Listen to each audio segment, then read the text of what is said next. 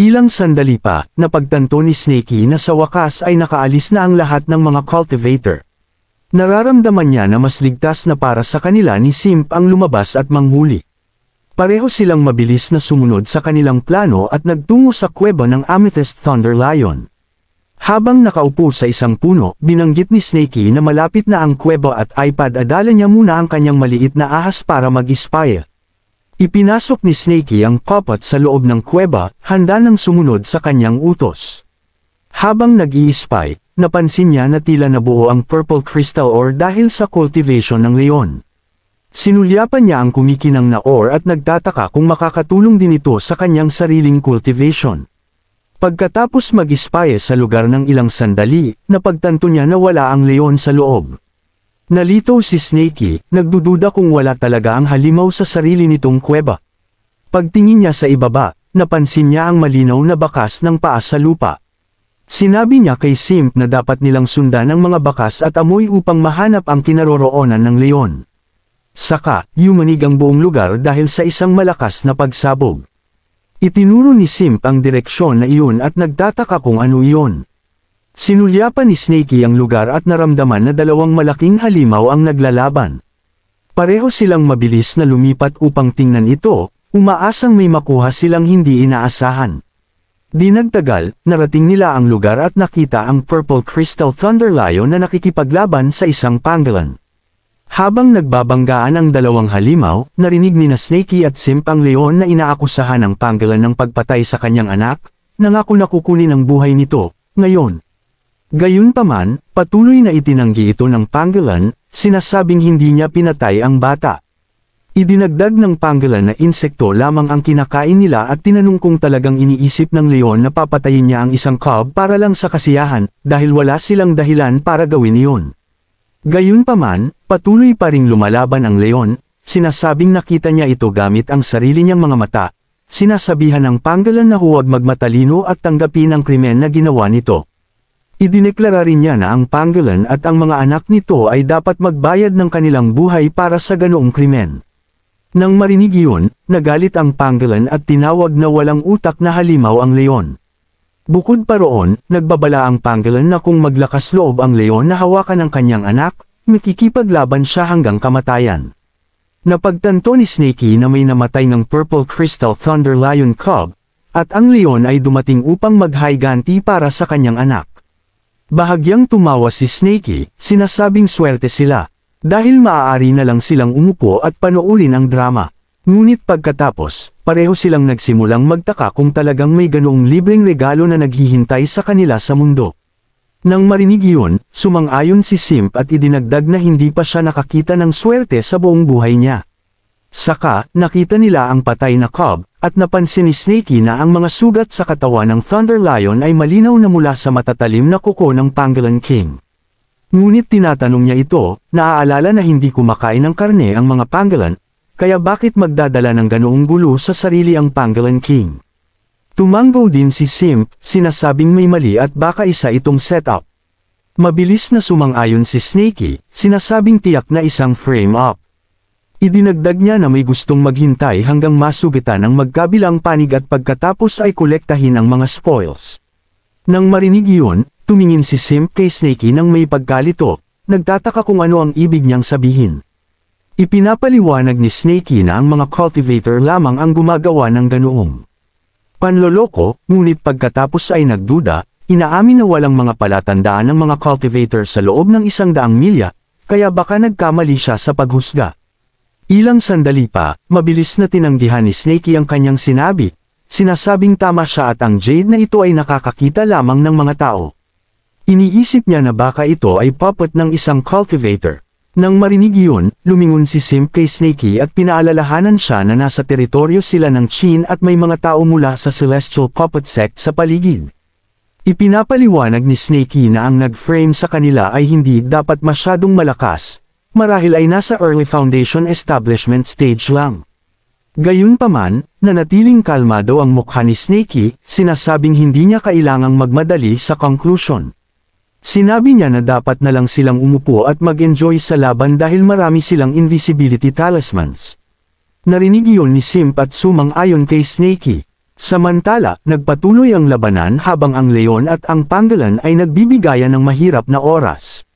Sumigaw ang pangolin sa leon, sinasabihan itong umalis sa kanyang teritoryo kaagad. Ngunit tumanggi ang leon at idineklara na dapat maghintay ang pangolin dahil tiyak na maghihiganti siya para sa kanyang anak. Narinig ito ng pangolin at naghanda para sa laban, sinasabing hindi siya natatakot dito. Bigla, isang kakaibang kahoy na baging ang gumapang mula sa dingding ng kuweba. Sa loob ng ilang segundo, mas maraming kahoy ang lumitaw at pumulibot sa leon at sa pangolin, na nag-iwan sa kanila na tulala. Nakulong, nag-alala ang leon at hiniling na malaman kung sino ang naroon. Agad na napagtanto ng pangolin ang umaatake at sinabing dapat na mga tao ito, inaamin na naloko sila. Sumigaw siya sa kanyang mga cub na tumakas, ngunit habang tinitingnan niya ang mga ito, nabigla siyang makita na nakakulong na sila ng parehong kahoy. Sa sandaling iyon, dalawang miyembro ng Celestial Puppet Sect, sina Sun Jian at Zin Shuang-er, ang lumapit sa leon at pangolin. Inutusan ni Sun Jian si Shuang-er na tapusin silang dalawa ng mabilis. Hindi nakipagtalo si Shuang-er at sumang-ayon ng walang pag-aalinlangan. Sa kabilang panig, nanood si Snakey ng malapitan at nagduda, nagtataka kung ang dalawang iyon ay talagang mga humanoid puppets. Habang tinatitigan niya ng malapitan, napagtanto niya na sila ay mga wood element cultivators. Sa kabilang banda, matalim na tumingin ang leon kay Sun Jian at bumulong ng mga sumpa sa parehong cultivator. Hindi sumagot si Sun Jian at agad na ginamit ang kanyang galaw, Heavenly Wood Sword. Isang kumikinang na espada ang nabuo sa kanyang kamay at sinugod niya ang leon, tumama ng diretso sa dibdib nito. Walang awa, idinidikit ni Sun Jian ang lumilipad na espada sa dibdib ng leon hanggang sa bibig nito. Samantala, nakikipaglaban si Shuang-er sa pangolin at mabilis na na-overpower ito. Sinaksak niya ang batang pangolin gamit ang kanyang espada, habang ang pangolin king ay nanunood lamang ng may pagkabigo at nagmamakaawa na huwag saktan ang kanyang mga anak. Ipinagpapatuloy ni Shuang-er ang kanyang pagpatay, humihingi ng paumanhin habang sinasabi na ang mga batang pangolin ay mahusay na mga sangkap para sa gamot. Nagalit si Simp, sinasabing ang pag-frame sa isang tao ay isang bagay, ngunit ang pagpatay sa mga bata at pagpuksa ng isang lahi ay iba, ito ay purong kasamaan. Sinulyapan niya si Snakey at napansin ang apoy sa paligid niya mula sa kanyang matinding galit. Nang makita iyon, nabigla si Simp, sinasabing nababalutan ng apoy ang katawan ni Snakey. Gayunpaman, binaliwala lang ni Snakey ang komento at nanatiling galit, umaatungal kina Sun Jian at Shuang-er, sinasabing hindi ito mapapatawad. Inilabas niya ang kanyang sandata, ang Soul-Breaking Sword, at naglunsad ng atake kay Sun Jian. Ngunit inasahan ito ni Sun Jian at hinarang gamit ang kanyang Heavenly Wood Sword. Nagbanggaan ang dalawang espada, ngunit ang Soul-Breaking Flying Sword ay mas malakas at itinulak patungo sa cultivator. Nang makita iyon, nayanig si Sun Jian. Nagtataka kung ito ba ay tunay na Soul-Breaking Flying Sword, mabilis siyang kumuha ng isa pang talam at naghanda para sa isang counter. Sumigaw siya kay Shuang-er, sinasabihan itong umalis muna, inaangkin na haharapin niya muna ito. Nang marinig ito, natulala at nalito si Shuang-er, ngunit sinulyapan si Sun Jian muli. Inulit niya ang kanyang sarili ng matatag, hinihimok itong magmadali. Sinubukan ni Shuang-er na ipagtanggol ang sarili laban sa Soul-Breaking Flying Sword gamit ang kanyang teknik, Wooden Shield. Nang makita iyon, napagtanto ni Snakey na sina Sun Jian at Shuang-er ay mga puppet lamang, ngunit kumikilos pa rin na parang mga totoong tao. Alam niya na ang totoong cultivator ay sinisikap lamang na lokohin ang iba sa pamamagitan ng pagpapakita na ang mga puppet ay totoong tao. Mabilis niyang sinabi kay Simp na habulin ang babae, sinasabing haharapin niya ang lalaki. Tumalon si Simp na parang isang tapat na sidekick at sumang-ayon. Habang sumusugod siya, ginamit ni Shuang-er ang kanyang skill move, Wild Forest Dance, ngunit sa halip na umiwas, matapang na sumugod si Simp habang gumagamit ng mga agresibong galaw. Naguluhan si Shuang-er, nagtataka kung talagang plano ng taong ito na salubungin ang lahat ng mga atake ng harapan. Iniisip niya na baka gusto talaga niyang makipagpalitan ng atake sa kanya. Samantala, muling umatake si Snakey sa lalaki ng Spirit Breaking Sword para hatiin ito. Nagkatinginan silang dalawa at humanda sa labanan. Ang totoong katawan ay nakaupo sa loob ng isang sanga ng puno, nalito kung mayroon talagang isang halimaw sa kuweba na sumusubok na harapin ang kanyang puppet. Inamin niya na hindi niya inaasahan na totoo ang mga tsismis mula kay Chu. Minsan ay sinabi ni Chu na isang demonyong ahas ang naninirahan sa malalim na kabundukan, nagbabantay ng isang human cultivation technique at kaya ring kontrolin ang mga lumilipad na espada. Naramdaman ni Sun Jian na swerte siya at nagsimulang purihin ang kanyang kapalaran. Naalala rin niya ang isa pang tsismis na ang demonyong ito ay mahusay sa mga teknik ng puppet. Gayunpaman, kinukutya pa rin niya si Snakey, sinasabing kahit tinatawag siyang eksperto, hindi niya masasabi ang pagkakaiba sa pagitan ng totoong katawan at mga puppet, dahil ang demonyong ahas ay sumusubok na makipaglaban sa puppet ni Sun Jian sa kuweba. Ang hindi alam ni Sun Jian ay alam na nina Snakey at Simp na mga puppet lamang ang kanilang kinakaharap.